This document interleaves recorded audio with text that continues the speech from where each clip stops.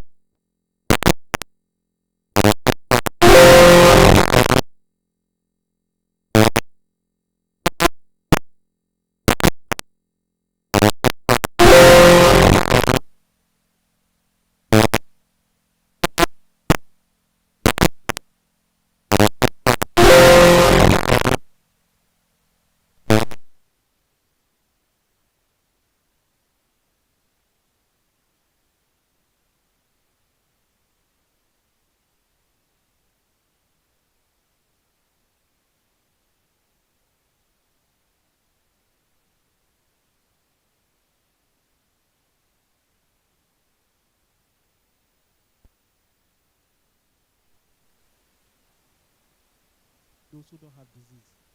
And sub-analysis has shown that some bacteria like Pseudomonas aeruginosa is able to protect people, those who don't have developing severe illness. And sub-analysis has shown that some bacteria like Pseudomonas our group also believe that protect people, those who don't have developing severe in Africa. And sub-analysis has shown that of other some bacteria like Pseudomonas our group also believe that protect people, those who don't have developing severe in Africa. And sub-analysis has shown that of other bacteria like Pseudomonas within the first year from January from March to December.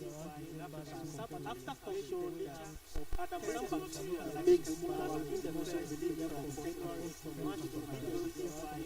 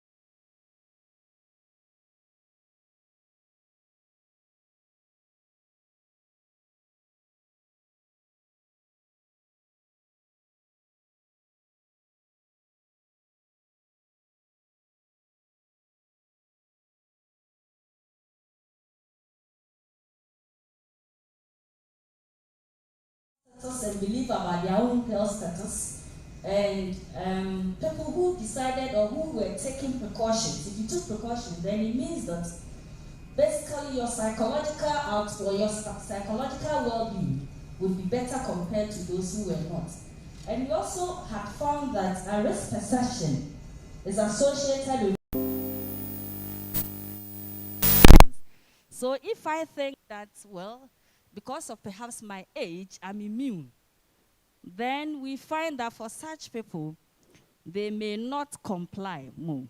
And we also found that those who believed that they had control of whatever their actions impact on their well-being, we found that for such people, they were those who adhered to the protocols.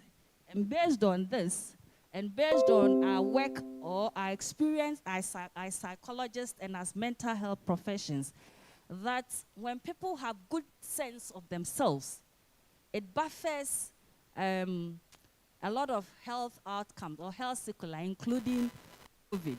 And when we searched at that time, we realized that we didn't find much studies in Ghana on this. And so we as a team decided that we're going to look at the psychological correlate of students and how they respond to the COVID protocol. And in so doing, when we want to design any form of therapeutic interventions for them, we know what to focus on. We specifically decided to put out this hypothesis that adherence to COVID protocols will be positively correlated with perceived self-control and self-esteem. However, it will be negatively correlated with psychological distress. And we also thought that, or we also put forward that perceived control will negatively, significantly predict better adherence to COVID protocols, and that psychological distress will be associated with a lesser perceived control and self-esteem. So what did we do? We designed a cross-sectional study. We sampled about 751 students of our students here.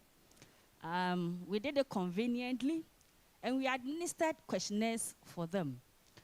And these are the questionnaires we administered to them.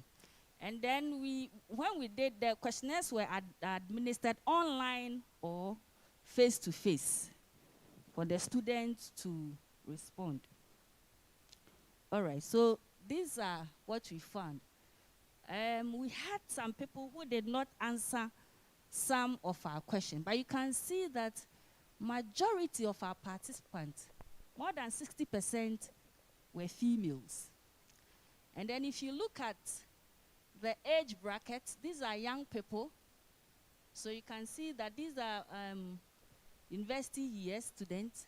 So majority of them were in the 21 to 30 year group. If you put them together, that's where you find a lot of our people who answered the question. And most of them, over 3/4 were from the College of Health Sciences, because a lot of medical students participated in the study. And of course, we had a lot of second years and third year students partaking in our study. Now, what did we find?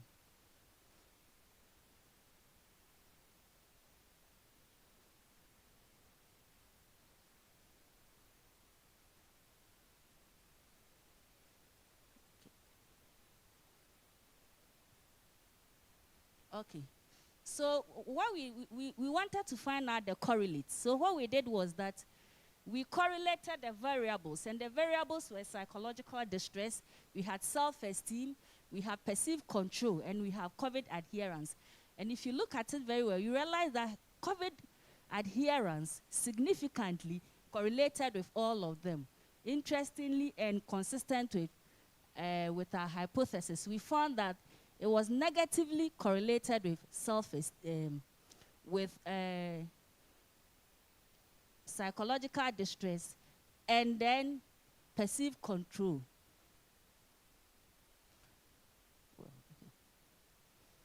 Let me take it one by one. So you have self-esteem correlating positively with perceived control, and then with distress, and negatively with distress, and then positively with COVID adherence. If you take perceived control, also like that. So it went as expected. Psychological distress, of course, would be associated negatively with perceived control. Then we said that after doing the initial correlation, we wanted to find out which of the factors actually will significantly predict. There's a correlation, all right, but which of them will actually predict adherence? And we found that of all the variables, it was perceived control that significantly predicted adherence. The others did not significantly predict. We also wanted to find out among the psychological variables that we presented, what was really happening. We know that the impact of COVID is such that people had negative psychological consequences. But if you had positive psychological well-being, which of the positive psychological constructs will actually was correlated with psychological distress? And we found that it was actually perceived control. So if somebody somebody believe in him or herself that I have influence, whatever I do, I would be able to take actions, and my action will impact the outcome of my health. We realized that such people were those who adhered better to the protocols. And so yes, the results is showing that robust psychological well-being generally is associated with good behavioral response. And we found, as in the last slide, that perceived control significantly predicted adherence to COVID protocols compared to the other variables. And so for our students, we are saying that students who believe and are confident that they have control over their lives or health are more likely to take actions to protect their lives. Okay. And so what would they do? They will follow the protocols. So when we psychologists and other mental health professionals are making interventions, we are saying that we should focus on those that enhances the student control or belief in their control patterns. We should let them understand that their actions, such as wearing masks and all those protocol following, would impact whether or not they contract the virus.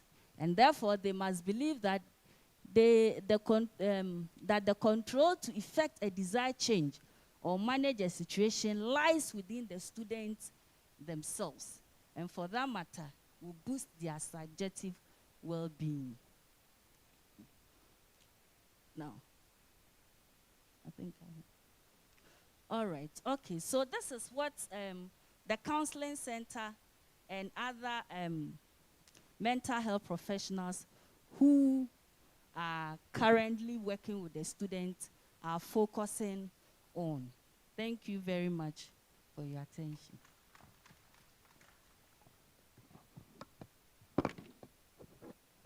Thank you very much, Ikefie. I'll now hand over to Sister to take us through the... All right, thank you very much. I think we can put our hands together for all our presenters. They did a good job. I will invite questions from all of the presenters, from the first one, Dr. Lami, and then the second, and then the third. I will take, yes, please. If we can pass one of the mic around so that people can speak from where they are, and we'll give the other to the, if there's another, I can give this to the person to respond. I think there's a question here, please. There's a question here. Whilst we're thinking about questions and putting up this thing, so we have one, we'll take 3 questions at a time. So we can take 1 and 2 and 3 and 4. We'll do 4 at a time. 4 at a time. There's a hand up this way, and then this way, and that, and that. Then we'll take the second batch of questions. Okay. And you can please tell us to whom the question is directed, which of the studies.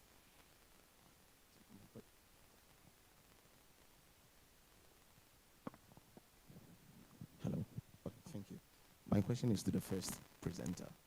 So because the topic was about the impact of COVID-19 on patterns. Oh. Okay. Okay, I think you wanted me to stand. Yes, the impact of COVID-19 on patterns of maxillofacial injuries. One would have expected to see, let's say, pre-COVID data and then post-COVID data to be able to establish some of these impact that you're trying to talk about. And also, maybe one would have expected to know that, because you made a point that these were children who were not supervised and then the injuries were happening. We would have expected to see, was there any way to find out that these people who were reporting the injuries were people who were supervised or were not supervised, so that you'll be able to make some of these links? But we didn't see any of that, so I'm failing to see the establishment. Yeah. Thank you very much. For the first question, you wanted, I think if I got the question right, you said The pre-COVID the pre-COVID data. data So, to show that. okay, so there's actually no data in the whole country when it comes to pediatric maxillofacial injury. This is part of an ongoing study, so we'll be coming up with the comparative. Okay. And was anything done to find whether these people who were reporting the injuries were supervised or did not have any supervision in that, so that this could be a correlation? Oh, okay. Otherwise, it just happened. Yes. With the second question to my response is, we looked at the trend, and then we looked at the differences in the trend, and we were trying to put a reason to it. So honestly, we didn't look at all those details, but we saw a trend, and we're trying to put a reason to why are we seeing more of this than that? Why are we seeing an increased number in falls because of the restrictions? That's how come we came up with all those explanations. But we didn't really take that aspect of the data to inquire whether they were being supervised well or not. So well noted. Thank you. Thank you very much. I would entreat you to keep your questions snappy and the response same, so that we can get as many people asking questions as possible. I think the point is well made. I think it seems to me that study is preliminary in its idea. It's more exploratory, it seems to me. So I had a few questions for you, but I think he preempted it. So I'm going to go to the next next question, please. Thank you. And then the person to whom is directed. The third speaker. The third presenter. I saw that there was something on existing literature, and I did not see any citation.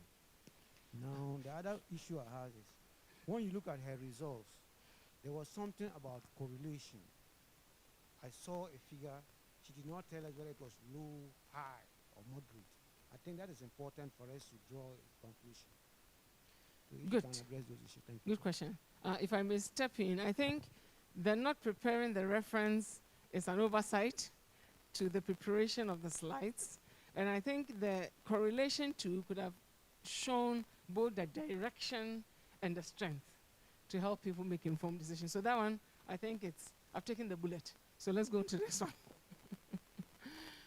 There's a question. So we're going to take 4 at a time so that we can. Thank you so much. Yes. With regards to the first presenter. The first presenter. On, I think the slide 13. Can you speak up a little, on the please? slide 13, I saw males being at higher risk. More than, prone. so I didn't understand how he measured that. Was there any statistical? So any explanation for why you had the male gender presenting with more of those injuries?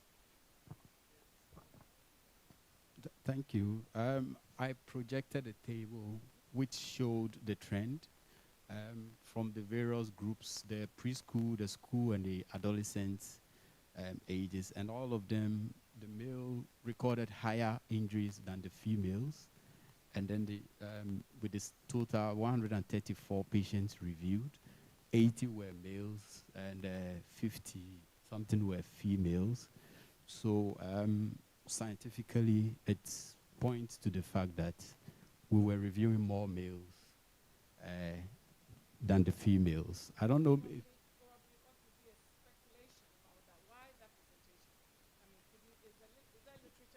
Yes, there was literature that supported it. Because I had to do it in 10 minutes, there were too many things I had to cut off. Yes, so that finding was consistent with literature, because in literature, most of the literature we reviewed for this study, we saw more injuries when it comes to the maxillofacial region because of the high activity of boys running around playing football, very active. We tend to record more injuries in the males than the females. Maybe if I had more time, I could have. We take it as consistent with literature, and males are more prone to being more hyper. I wanted to quickly sneak in a question for him since he's close to me and since I'm the one facilitating. Thank you. Now, I was wondering why you thought that, why you excluded patients with burn injuries. So that was one, snappy. And then why would we be interested in, like, why are we even thinking about maxillofacial injuries and COVID? Like, what is the link? I got the point about being restricted at home and having parents, all of us locked up. But what is it with COVID? If you can just quickly. So if I got the first question right, the burns. So usually with the burns, it's because of the etiology. That's why we take it out, because burns, normally when they suffer burns, it has other systems are all involved. If it's an inhalational injury, you have all the GIT and it's quite complex, so we normally take them out. And then the second question is on the connection. So yes. So the broader study was actually looking at oral and maxillofacial injuries. Now, the reason behind this was the pattern of the injuries that were recorded presenting to the hospital during the COVID era. So we wanted to establish what the etiology was. We were more focused on the road traffic crashes, but it came out that the falls were rather more than the injury, than the road traffic crashes. So if you followed my presentation, you realize we saw more falls than road traffic crashes. And even with the road traffic crashes, we tried to break it down so we could itemize what was the real etiology. So we felt because of the restrictions at home, and the parents had to go out to work, so the children had some sort of free range to play. And when children are running around, the first thing that comes to our mind is falling either from a height or at the ground level.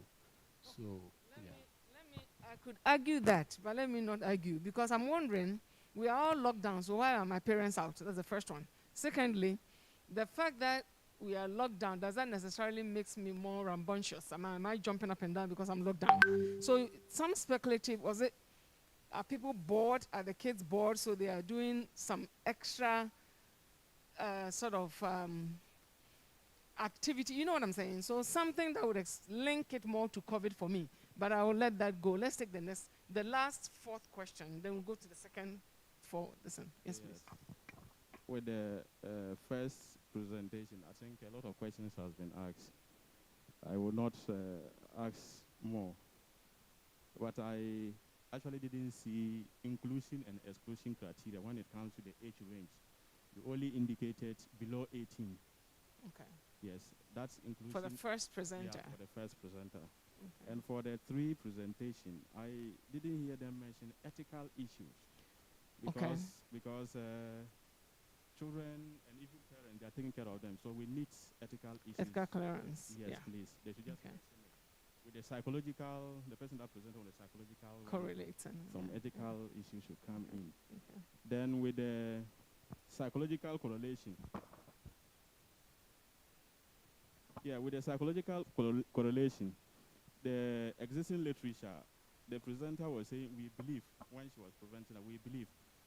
But I felt that it could be grounded by a model or a theory, if indeed it is there. Because there's a relation between psychological and something.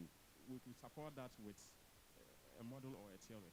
If it is not there, maybe we can look at it. That one too, taking the bullet, I think is in the manner of presentation and in putting, like, teasing out what is key in the paper. Because it's grounded in theory.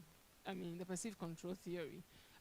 The other thing about ethical clearance, that research, the third one, had ethical clearance from the ethical clearance committee. I think the others two probably did. So we assume that, yes. Let's take another question. Yes, the third.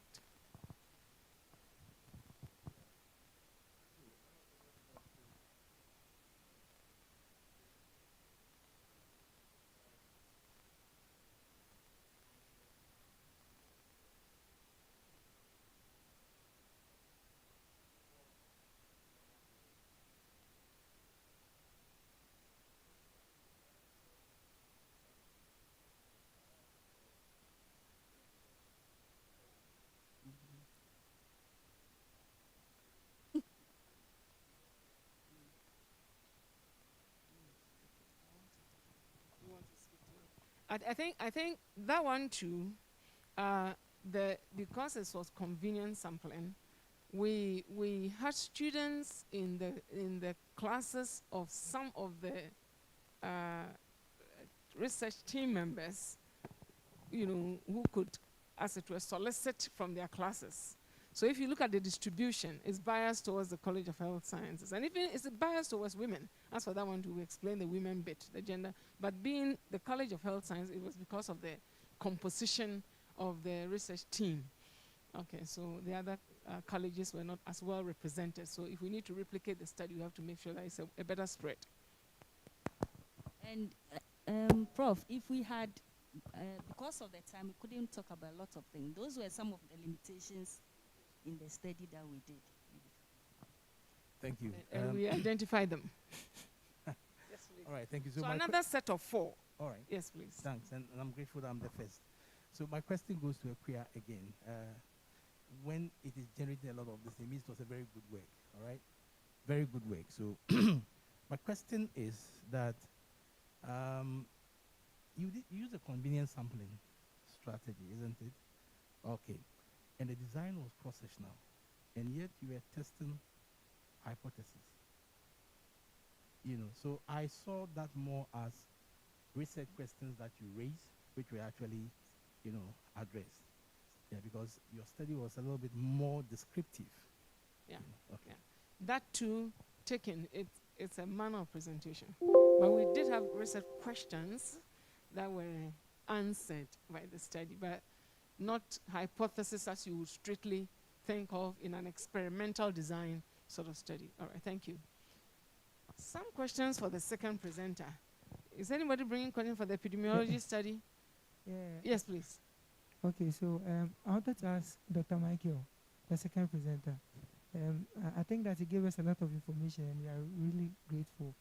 And one thing that he said, he was saying that based on their research, they found out that males were, I think, had more COVID than females. I don't know that in his own idea, if he can, tell us why is it that males are more prone to getting COVID than females? Based on the research, if you found something like that, can you share? Where's my presenter? Yes, please. Thank you very much. So I think one of them, if you look at the graph, is more the youthful male, young males, and it's possibly due to activity, like the first presenter mentioned. Movements, even during the lockdown, a lot of them were going around and highly energetic, so you will expect that. But other mouse model studies have shown that some of the hormones that females have seem to give them some level of immunity against some of the virus, even against severe disease and death. So the level of estrogen and other things protect them naturally. And which is why perhaps females are not likely to get severe disease or not likely to die compared to males. That's a good point. Just on the lighter note, when we were all asked to be locked down, somebody was, it was reported on the news that everybody was supposed to be home, and then this policeman was out at the Abobu area and saw some guys out and said, "What are you doing here?" "Oh, we came out to see if people were really inside." And those were male people, so that's it. I think there's a question here before. Thank you very much for the opportunity. My question goes to the first presenter. I want to find out from the presenter whether the study was conducted during the lockdown or before the lockdown. Because I found out that road traffic accident represented 49.3%. So if it was during the lockdown, I'm wondering how. Yeah. Yes. The second one is, can we get the presentation from you, the first presenter? And the second presenter, in your studies, which mask is most recommended for usage? Thank you. We'll take the response quick, and then we'll take yours. Yes. So I think if I got the question right, you want to know why we recorded more road traffic crashes. Yes. So if you look at, I think, sorry, his first question was the study conducted during yeah, COVID? it was a prospective study. Okay. I mentioned it at the methodology. Yes. So it was between April to October. So that's 6. The first isolated cases of COVID was in March, and then the lockdown. It wasn't total lockdown. It was sort of partial. So and then the lockdown went in phases. So then we had captured a lot of data. It wasn't like we were on strict lockdown from April to October. I had all those highlighted, but I had to cut them off.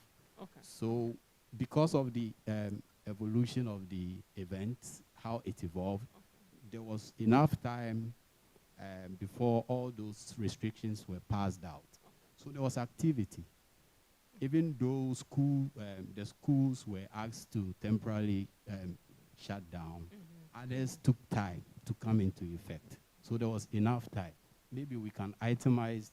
I'll try and get all that. We can itemize the events on every month, what happened. That will highlight it better. Yeah. Kindly, I think he had a second question for you, whether you could make your slides available. Yes, please. It's on the, I'll make it available. Okay. Thank you. I think the second question is to the epidemiology study, but let me sneak this one in. When you projected, you had non-HIV cases, stroke, non-HIV controls, and I was lost. Like, the controls and the cases, I was,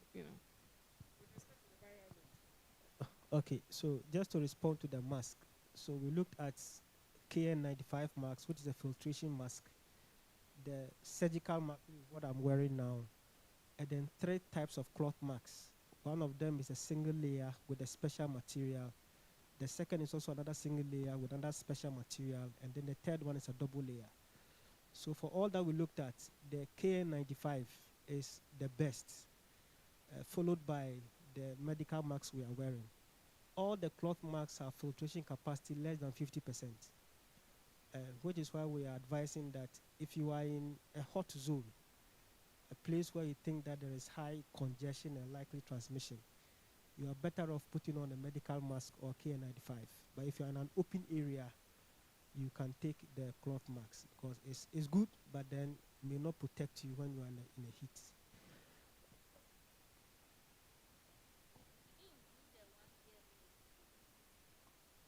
No, we didn't do that. We look at the ones on the market, but subsequently, we may have to look at those ones.